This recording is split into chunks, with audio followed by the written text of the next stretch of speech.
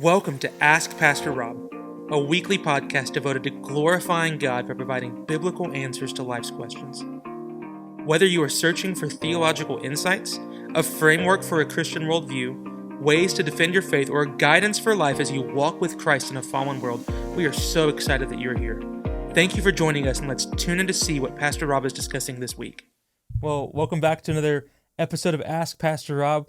We've been working through in the month of May specifically, just some really amazing topics. These questions that you guys have brought up. Thank you all so much for continuing to submit those questions as we've looked to the understanding of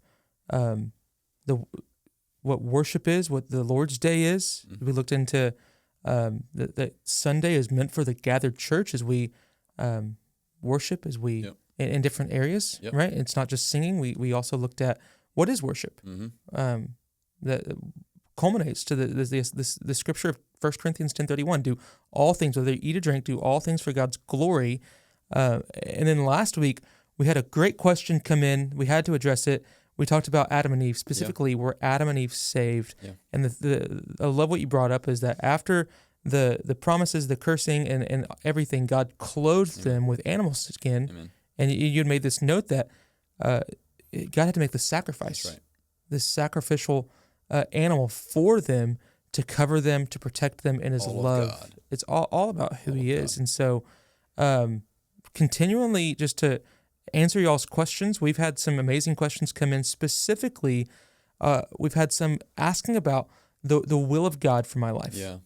What does God have me do? What is God's will as we define it? And so today, Pastor Rob, we're going to ask, what is God's will, and how do I know I'm following in the will of God? Yeah, and I think we can expand it even broader to start. What does it mean? What's the will of God? Mm-hmm. That term is used in many ways. We'll say the plan of God. What's the goal of God? What's the mission of God? And we come back to our foundation. The foundation for all of life, all of focus of your day, all of theology is based on the glory of God. God does all things for His glory. He does all things for the fame of His name, so the world might know He's worthy of worship, so the world might see Him as supreme, omnipotent, in control.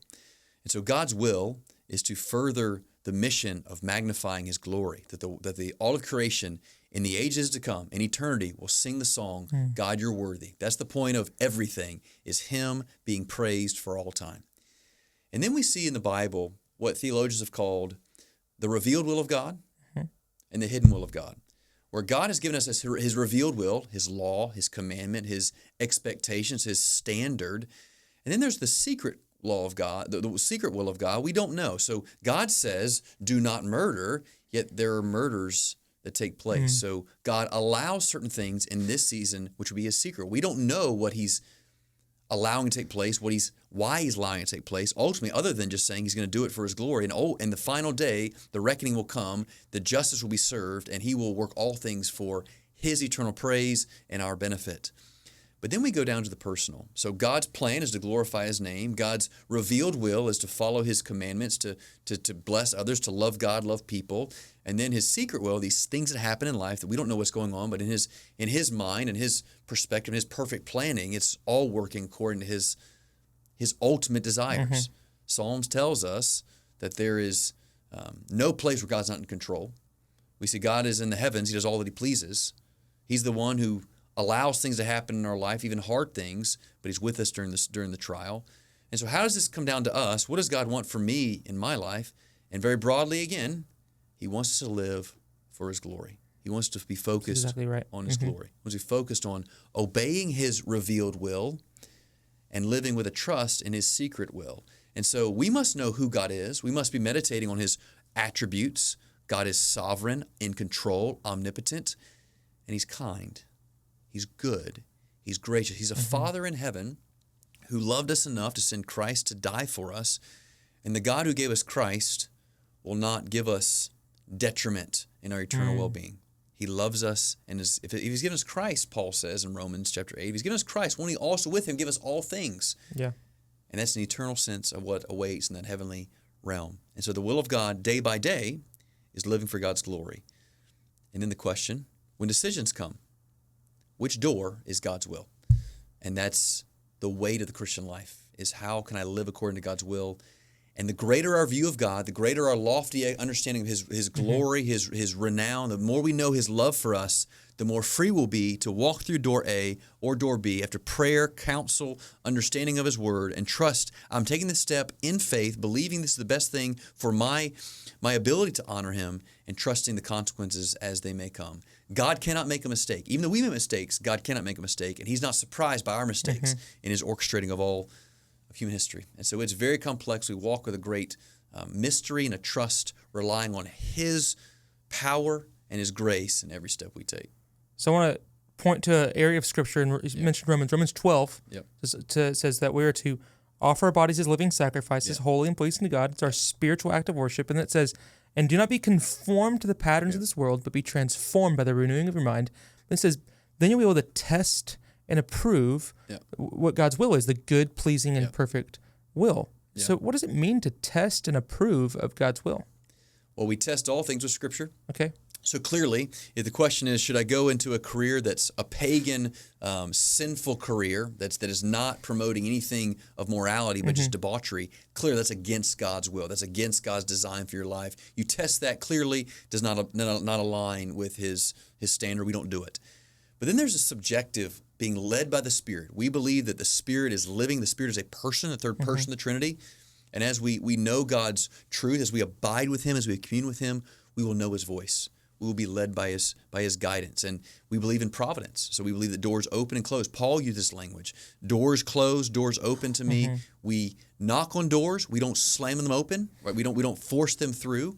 We trust God's leading, trust Him to providentially lead in steps, in providence, in the grace. But there is that subjective being so in tune with God that we are in His Word, we're on our face, we're praying, we've been around His people, we know how He's led other people, and we see the gift of His Spirit to give us those nudges and those directives, and we say, okay, Lord, this seems like it aligns with your Word. I walk with great humility and with caution, but confidence, knowing you're never going to let me fall outside of your hand. And that's our encouragement, even in it's a scary choice that we might have to make.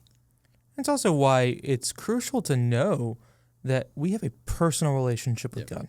Through Christ's person and work, we know God. We commune with God. We converse with God through prayer. And so one of the constant prayers that we as pastors at Katie's First Baptist say is, God, if this is your will, reveal it. And if it's not, literally, shut a door, throw a wrench in the plan, make it obvious, so that we can know. And so, we test things against Scripture, against what God has done, what He's said, and then it's through our personal prayer life as we go, God, I'm looking to become, am I going to go to this school? Am I going to take this job? Am I going to marry this girl? And just going, God, what do you have for me? What do you want? Make it apparent. And what the temptation of the Christian life is to live a life in our own strength, to live our life relying on me. And then when the fire comes and the trouble comes, then I try to quickly cram and ask God for His help. The calling of the Christian life, the biblical charge is you commune, you abide. Jesus said, abide with me, linger with me, swim in the depths of Scripture, spend your life knowing Him and being so led by His Spirit that when that day does come with decisions to be made, there's still time of prayer and fasting and commitment and asking for godly counsel, but you're so used to being led by His voice that it's not trying to listen to a foreign voice. You're listening to a voice you're very familiar with. It is your Father who's in heaven who has led you season by season. In those times of questioning and doubts and wonder, it's helpful to remember His faithfulness in previous days. God's people are called to remember His goodness and not question His love because He's been faithful in every season. And when the hard times come, we're tempted to doubt, but we trust what He's done. We see the people of Israel, they set up altars to show God's faithfulness, to remember. Tell your children of what I've done. And many folks journal for that reason. I'm gonna put these stakes in the ground that God has marked these things of what He's done in my seasons of life where I needed Him. He's never going to let us down. And that's why even in the Old Testament, like you just said, God constantly would remind the Israelites, I freed you from Egypt. I brought you out of captivity. I've saved you from the Babylonians. Whatever it may have been, God had to continually remind them and still us that we have, that's what First Peter says. I bring these up in a way of reminder for you. That's right. And where I always like to encourage those who might not know God's will, that we say, one of the most famous proverbs in Proverbs 3, 5, and 6 says, "Trust in the Lord with all your heart, lean not on your own understanding, in all your ways acknowledge Him." He's going to straighten your path. Yeah. He's going to straighten the way that you're going. But it's a posture of acknowledging Christ in everything we do, and being content for His glory to be manifest by telling me no. So Lord, have your way. If He says no. If He says no, is God still worthy? That's right. If He doesn't provide you a kid, if He doesn't give you that job, if He doesn't, and we see this a lot in the area of singleness. Yes. We see this a lot in the area, like, as my wife and I have tried to have kids, and we've walked through that rough path, and the question that always comes back is marriage dynamics, in-law dynamics, job, getting a promotion or not. That's the question. If God does not open this door, will I still worship? And if we struggle to say yes, then there's a temptation where our heart is not submitted to Him to want His will. God, I want your glory to be known. I want your will to be known. If we're not careful, we can say that with one hand behind our back saying, if I get my way. And we throw a tantrum when He doesn't give us what we want. But ultimately, Father, not my will, but yours be done. Knowing, as James says, that every good and perfect gift comes from the Father, and so we trust that if God says no, it's for our benefit, it's for our good, it's for our protection, whatever it may be. We constantly look to God. You're sovereign. God, you're in control. We trust in you. And God's will for His life is not God's will for His life. And trusting, being content in the calling God has for me. And to your point, God is in control and He's also good. Yeah. It's marrying those. He's gentle and strong.